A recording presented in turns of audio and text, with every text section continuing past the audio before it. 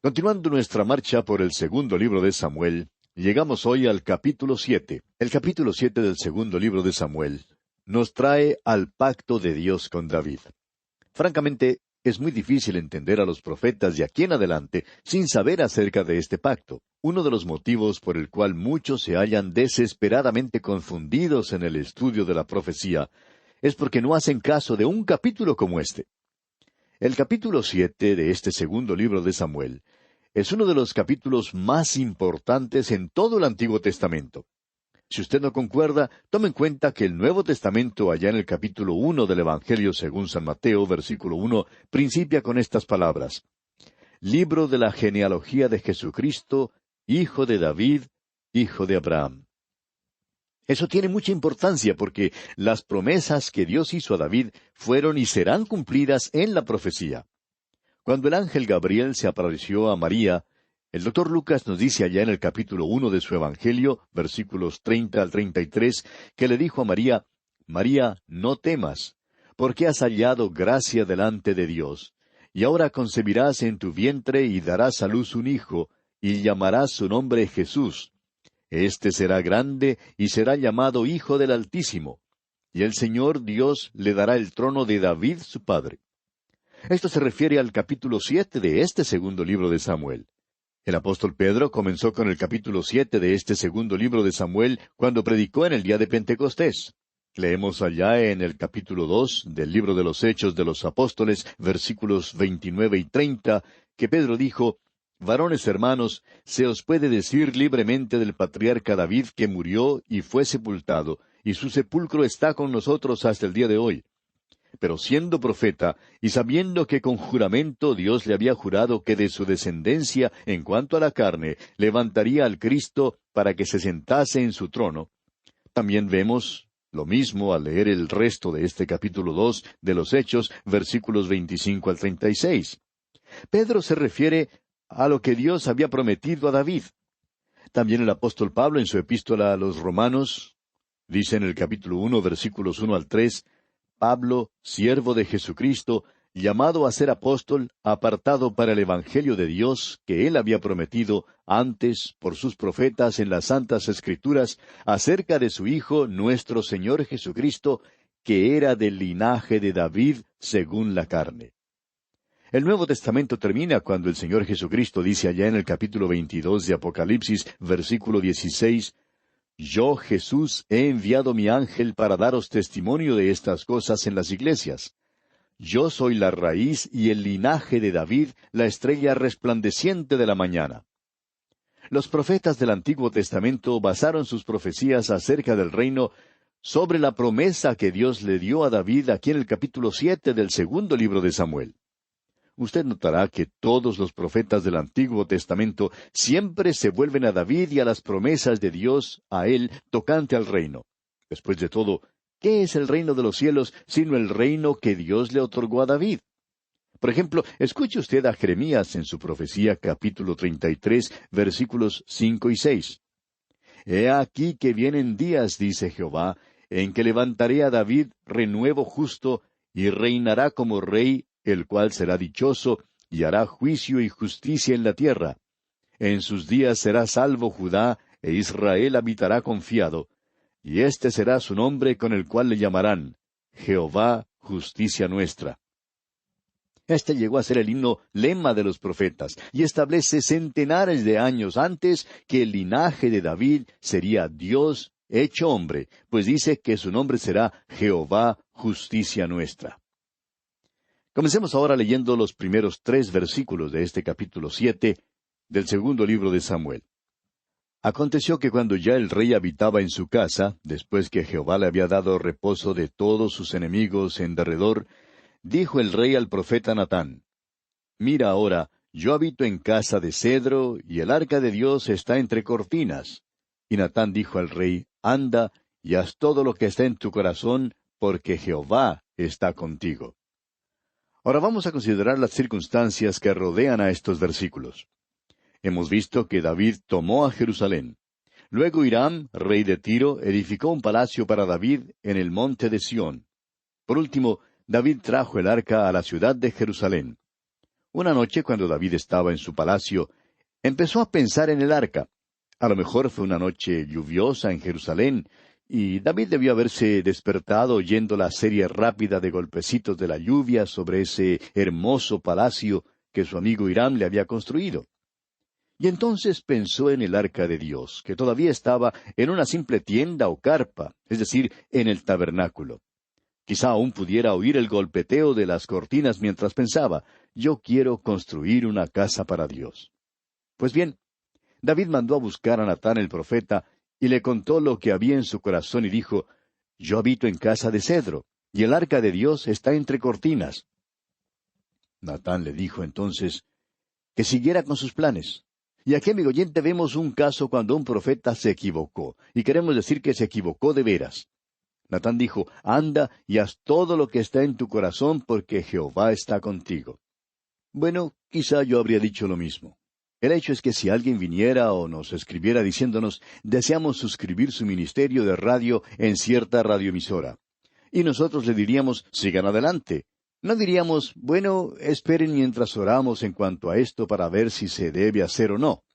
Diríamos, pues, esto es lo que deseamos. Pero permítanos decirle, amigo oyente, que es posible que la decisión nuestra no sea conforme a la voluntad de Dios. Comprendemos, pues, cómo se sintió Natán. Los planes de David le parecían buenos. Natán no podía pensar en nada que fuera mejor que la construcción de una casa para Dios. Pero Natán se equivocó, amigo oyente. Como ya lo hemos indicado, David era un hombre de guerra y había derramado mucha sangre. Mucho antes que hubiera cometido ese pecado de asesinar al esposo de Betsabé, ya era un hombre que había derramado sangre. Y Dios le dijo, no te permitiré construirme un templo. Sin embargo, estaba en el corazón de David erigir un templo a Dios, y Dios se lo atribuyó. Creemos que nos hemos equivocado en llamarlo el templo de Salomón. Salomón nunca construyó un templo. David reunió todos los materiales e hizo todos los preparativos con el contratista. Salomón simplemente llevó a cabo los planes. Debe llamarse realmente el templo de David. Pero continuemos leyendo ahora los versículos 4 hasta el 6 de este capítulo 7 del segundo libro de Samuel. Aconteció aquella noche que vino palabra de Jehová a Natán diciendo, Ve y di a mi siervo David, así ha dicho Jehová, ¿tú me has de edificar casa en que yo more? Ciertamente no he habitado en casas desde el día en que saqué a los hijos de Israel de Egipto hasta hoy, sino que he andado en tienda y en tabernáculo. Dios tuvo que corregir a Natán. Dios le dijo, tú tendrás que corregir la palabra que le diste a David. Anda pues y le dices a David que yo aprecio mucho el hecho de que me quiera construir una casa. Nunca le pedí que lo hiciera. Nunca le pedí a ningún hombre que me edificara una casa. Dios se había reunido con su pueblo en una tienda o carpa. En otras palabras, Dios se había identificado con su pueblo. Es por eso que hace más de 2000 años Jesucristo bajó a la tierra y tomó nuestra forma para identificarse con nosotros. El apóstol Juan lo dice allá en el Evangelio según San Juan capítulo 1 versículo 14, y aquel Verbo fue hecho carne y habitó entre nosotros, y vimos su gloria, gloria como del unigénito del Padre, lleno de gracia y de verdad. Aquella palabra habitó significa que asentó su tienda aquí entre nosotros. En lugar de reunirse con el hombre en una tienda endeble, hecha de lino, Dios se reunió con el hombre en una tienda endeble, hecha de carne. Vino a la tierra y se identificó con nosotros. Dios, amigo oyente, siempre se ha identificado con su pueblo. Leamos ahora el versículo 7 de este capítulo 7 del segundo libro de Samuel.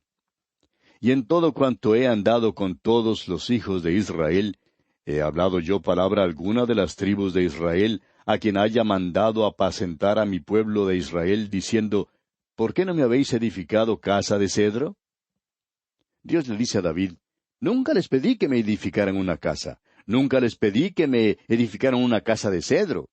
En otras palabras, esta fue idea de David, y Dios le atribuye a él la construcción del templo. Y continúa Dios hablando a Natán y le dice aquí en los versículos 8 y 9 de este capítulo 7 del segundo libro de Samuel, Ahora pues dirás así a mi siervo David, así ha dicho Jehová de los ejércitos, yo te tomé del redil, de detrás de las ovejas, para que fueses príncipe sobre mi pueblo, sobre Israel.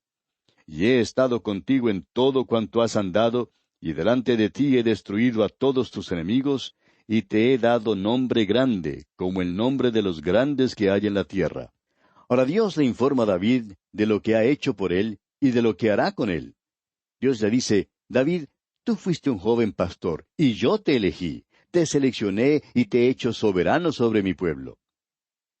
En el libro de Dios, David se clasifica como uno de los hombres más grandes que jamás haya vivido en la tierra. Y creemos que es posible comparar a David con cualquier hombre que haya gobernado. David es sobresaliente. Creemos que es la intención de Dios que cuando David se ha levantado de los muertos para la eternidad, dejar que Él reine sobre esta tierra. Creemos que Él será el vicerregente, por así decirlo, del Señor Jesucristo aquí en la tierra. Pero continuemos ahora con el versículo 10.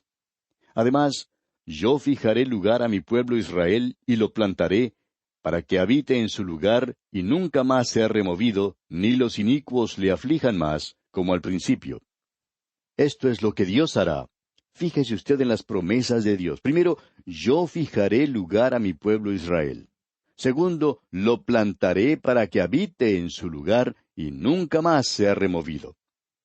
Amigo oyente, eso fue dicho hace muchísimo tiempo.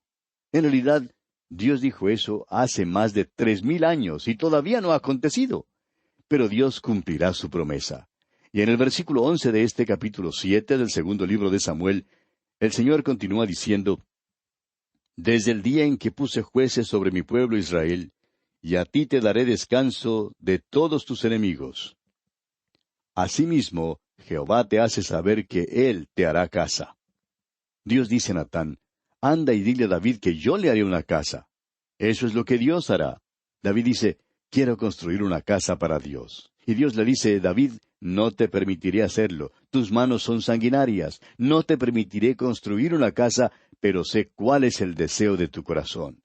Y te atribuiré la construcción de mi casa, pero yo te construiré una casa a ti. Amigo oyente, no se puede en realidad superar al Señor.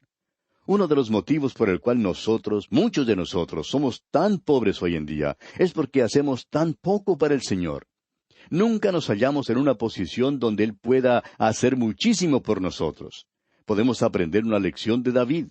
David quería hacer algo para Dios, pero Dios hizo algo por él. Leamos ahora el versículo 12. Y cuando tus días sean cumplidos, y duermas con tus padres, yo levantaré después de ti a uno de tu linaje, el cual procederá de tus entrañas, y afirmaré su reino. Hemos leído en el Nuevo Testamento que el Señor Jesucristo era del linaje de David, como lo expresa el apóstol Pablo en su carta a los Romanos, capítulo 1, versículo 3. Ahora Dios dijo a David, levantaré de ti a uno de tu linaje, y afirmaré su reino. Dios no estaba hablando en cuanto a Salomón. Dios se estaba refiriendo al Señor Jesucristo. Y en el versículo 13, el Señor continúa diciendo, Él edificará casa a mi nombre, y yo afirmaré para siempre el trono de su reino. Ahora, en este versículo, Salomón es el tema. Sin embargo, el reino va más allá de Salomón y mira hacia el futuro. Y yo afirmaré para siempre el trono de su reino. Esto habla del trono de David. El Señor Jesucristo algún día se sentará en el trono de David. Ese fue el mensaje del ángel Gabriel a María, allá en el Evangelio según San Lucas capítulo 1 versículo 32, cuando le dijo, Este será grande y será llamado Hijo del Altísimo, y el Señor Dios le dará el trono de David su padre. Ahora escuche usted con atención las palabras del versículo 14 de este capítulo 7 del segundo libro de Samuel. Yo le seré a él padre, y él me será a mí hijo. Y si él hiciere mal, yo le castigaré con vara de hombres y con azotes de hijos de hombres. Esta es otra promesa de Dios. De una manera única Dios dice, y yo le seré a él padre. En su resurrección el Señor Jesucristo le dijo a María Magdalena allá en el capítulo 20 del Evangelio según San Juan, versículo 17, No me toques, porque aún no he subido a mi Padre, mas ve a mis hermanos y diles, Subo a mi Padre y a vuestro Padre, a mi Dios y a vuestro Dios. Ahora Dios es el Padre del Señor Jesucristo debido a su posición en la Trinidad. Pero Dios es el Padre mío también por la regeneración.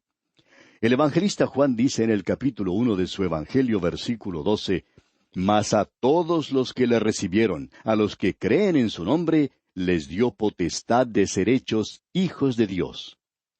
Cuando yo recibí a Cristo como mi Salvador personal, me dio el derecho, me dio el poder, la autoridad de ser hijo de Dios, de ser su hijo. Ese derecho es dado a todos aquellos que simplemente creen en su nombre. Dios dice, «Y yo le seré a él padre, y él me será a mí hijo». Ahora, la última parte de este versículo 14, aquí en el capítulo 7 del segundo libro de Samuel, es una declaración bastante extraña. Dice, «Y si él hiciere mal, yo le castigaré con vara de hombres y con azotes de hijos de hombres». El obispo Horsley da una traducción interesante aquí y es la siguiente. «Cuando el pecado sea cargado en él, yo le castigaré con vara de hombres». Eso es exactamente lo que Dios está diciendo ahora. Dios dice, cuando el pecado sea cargado en él, le seré a él por padre, y él me será a mí por hijo. Esa es la relación única entre Dios, el Padre, y Dios el Hijo. Pero si él hiciere mal, quiere decir, cuando el pecado sea cargado en él, entonces el pecado mío fue cargado sobre él. Es por sus heridas que somos sanados. Murió en la cruz por usted y por mí, amigo oyente. Fue entregado por nuestras transgresiones. Es por eso que murió en la cruz. El apóstol Pedro en su primera carta universal, capítulo 2, versículo 24, dice, «Quien llevó él mismo nuestros pecados en su cuerpo sobre el madero, para que nosotros, estando muertos a los pecados, vivamos a la justicia, y por cuya herida fuisteis sanados». Fuimos sanados del pecado cuando el pecado fue cargado en él. El profeta Isaías dice lo siguiente en cuanto al Señor allá en el capítulo 53 de su profecía, versículo 10. «Con todo eso, Jehová quiso quebrantarlo, sujetándole a padecimiento». Venía uno en el linaje de David que llevaría los pecados del mundo. E Isaías continúa hablando acerca del Señor Jesucristo cuando dice en el mismo capítulo 53, versículos 4 al 6, «Ciertamente llevó él nuestras enfermedades y sufrió nuestros dolores, y nosotros le tuvimos por azotado, por herido de Dios y abatido. Mas él herido fue por nuestras rebeliones, molido por nuestros pecados. El castigo de nuestra paz fue sobre él, y por su llaga fuimos nosotros curados. Todos nosotros nos descarriamos como ovejas, cada cual se apartó por su camino. Mas Jehová cargó en él el pecado de todos nosotros». Dice aquí, «Y por su llaga fuimos nosotros curados». ¿Curados de qué? Somos curados del pecado, amigo oyente. El pecado es la enfermedad terrible que aflige a toda la humanidad. Es por eso que Dios dice, «Yo le castigaré con vara de hombres y con azotes de hijos de hombres». Bien, volviendo ahora al capítulo 7 de este segundo libro de Samuel, leamos el versículo 15. «Pero mi misericordia no se apartará de él, como la aparté de Saúl, al cual quité de delante de ti». En otras palabras, aunque el linaje de David pecara penosamente, Dios llevaría a cabo hasta el fin su propósito con David y su linaje. Y Dios hizo exactamente eso, amigo oyente. Trajo al mundo al Señor Jesucristo. Y concluye Dios diciendo aquí en el versículo 16 de este capítulo 7 del segundo libro de Samuel, «Y será afirmada tu casa y tu reino para siempre delante de tu rostro, y tu trono será estable eternamente». 2 veces en este versículo Dios dice que establecerá el reino y el trono de David. Dios creía que eso era importante, porque en el Salmo 89, versículos 34 al 37 leemos, como ya hemos citado al comienzo, «No olvidaré mi pacto, ni mudaré lo que ha salido de mis labios. Una vez he jurado por mi santidad, y no mentiré a David. Su descendencia será para siempre, y su trono como el sol delante de mí. Como la luna será firme para siempre, y como un testigo fiel en el cielo». Sela. Fíjese usted que aquí dice, «Como la luna será firme para siempre». Ahora los científicos dicen, después de estudiar las rocas que los astronautas trajeron de la luna, que el universo probablemente tiene entre 3 a 5 billones de años. Dios dijo que establecería el trono de David así como estableció la luna. Dios hizo un pacto con David y lo cumplirá, amigo oyente. Y el versículo 17 de este capítulo 7 del segundo libro de Samuel dice, conforme a todas estas palabras y conforme a toda esta visión, así habló Natán a David. En los versículos restantes, los versículos 18 al 29 de este capítulo 7 del segundo libro de Samuel, tenemos la oración de David. Y es una declaración o una oración extraordinaria. Aquí David se admira del hecho de que Jesucristo será de su linaje. Pero dejaremos la consideración de esta oración de David para nuestro próximo programa, Dios mediante, porque nuestro tiempo por hoy ya ha tocado su fin y tenemos que detenernos aquí. Concluiremos pues nuestro estudio de este capítulo 7 del segundo libro de Samuel, Dios mediante, en nuestro próximo programa. Y entraremos también al capítulo 8. Le invitamos pues, amigo oyente, a sintonizarnos. Será pues hasta entonces que las bendiciones del Señor sean su fiel posesión, ahora y siempre.